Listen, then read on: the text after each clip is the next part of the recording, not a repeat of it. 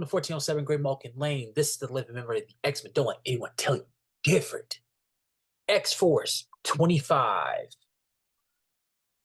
Back to Front. Written by Fabian Nicieza with Greg Capullo, with Winnick, Green, Ryan, Pamonti, Hannah, Conrad, and Milstrom as the anchors, Chris Elopolis as letterer, George Russo as the Russos as the colorist, Bob Harris as the platoon leader, Tom DeFranco. Back is Front. Whew, okay. This is the classic X-Force story. Part 2 of the Fatal Attractions event that was going on at the time. Okay, so we are jumping in with a prologue.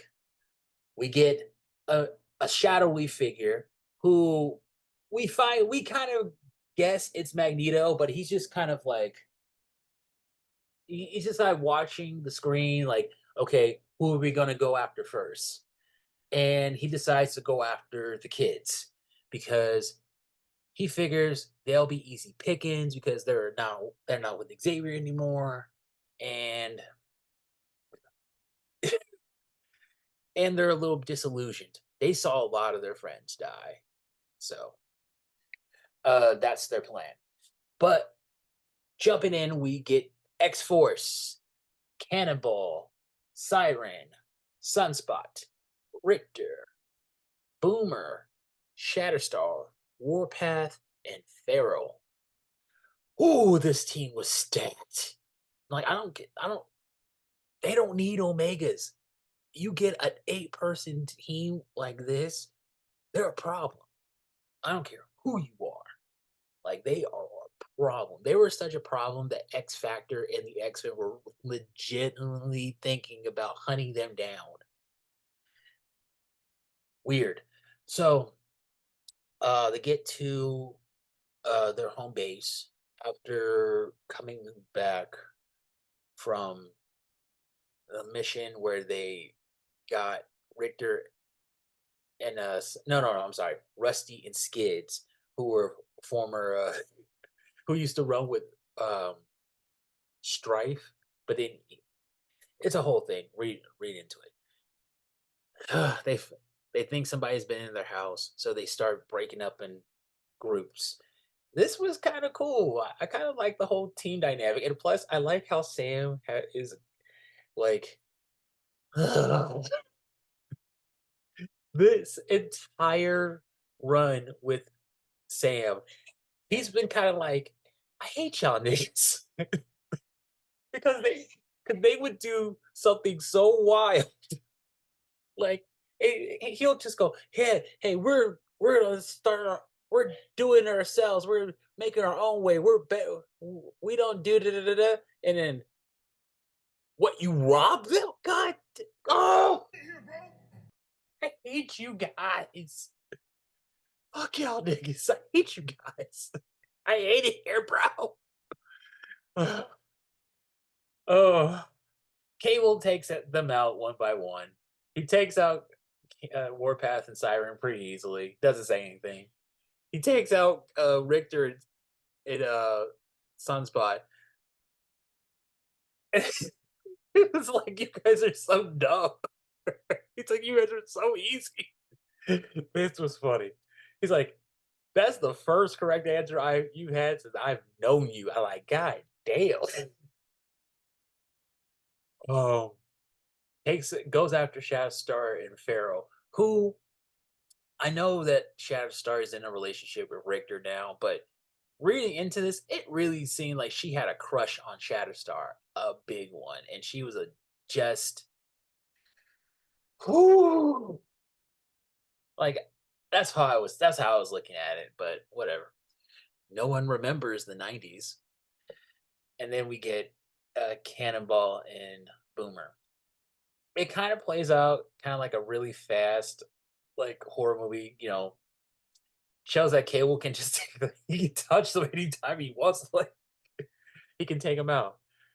Seeing them all get together and seeing, like, Cannonball, he's understandably angry because like Cable, they thought Cable was dead, and now he's back, and now the power dynamic. That's what the first part of this is. Cannonball's like, I took over. I've been holding it down for you, and Cannonball's like, cool. Am I in charge again? Like, do I? It's fun, and then we get like Cable just explaining his whole plan. His whole plan, like he wanted to go back in time, uh, like mold young mutants, especially Sam, who was rumored to be an external, and he was supposed to be pivotal in leading the fight against Apocalypse. Yeah, it's a plan, I guess. Um, yeah, it's what like, and then, but then later on we see Warpath, Richter, Shatterstar, and Feral outside waiting. They said 3 hours. They haven't been doing, and they get encountered with Exodus. Exodus, who encounter, is the storm of the Acrolytes. He's coming through, say like, I want two of the mutants, and this entire exchange is really funny. Who was right? Exodus took them out because they were talking about taking him out. And he was like, "Hey man, I'm not here for any problems." Like, you know what? We should jump that fool. And he was like, "What? You about to jump me?" And he's like, and it just it's funny. It's like, you mad at me because I was a lot of times when y'all think so, y'all start doing this. It's like y'all wild. But oh man, it's so cool. Like seeing Sam Cannonball really take the reins in this issue. This was he was the center star of this. I know a lot of people like Sunspot. I love Sunspot too, but like Sam was my guy. This is the issue where I started following his story, and let me tell you, it's had some ups and downs. Um, Exodus offers Roberto and Sam, um, like he invites them to come to heaven, Avalon, and Cannonball's like, huh, you know what? We need add in Richter and Boomer and Rusty and Skids too. He basically says, "You guys want me, my boy, bad. You're gonna let the whole crew come in," and it really looks like he was just leaving them high and dry. But Cannonball's my boy. He knew the game. He was looking for a way out. That's very Farscape of him. That's very like he knows the game. I like that about him. Later on, we're it this exchange between Boomer and Exodus is really funny. Exodus doesn't know after she's making fun of them, and seeing Sam and Roberto's reaction to Magneto, and seeing that Richter and Tabitha don't really like, I don't know this guy, because this is essentially the first time they're meeting him. They've never met Magneto before, never. So, uh, but it's cool. I think that's a nice little note that Nicieza did. Ultimately, Magneto, he takes care of Rusty and Skids' brainwashing.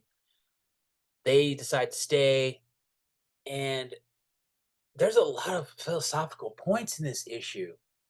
Cable's not following the kids are not following Cable's path. He's following theirs.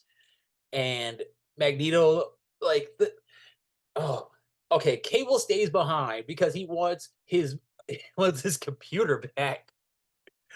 He was like, I thought I saw you and I wanted to give you some time. Like I thought I was being generous. And then they fight, and Magneto's like, I don't understand why we're even fighting. Like, we kind of had the same philosophy. He could have been like, yeah, we could have been like, hey, I see you. We'll just go your way, I go by. Oh boy. This book is great. I'm giving this book a 5 out of 5. It's fun. I love it. Oh man. Tell me what you think. And shout out to Brian Bo DeMeo. Oh man. Homework. This is 4TL7, Gray Malkin Lane. That's I'll why see you he's the soon. GOAT! The GOAT!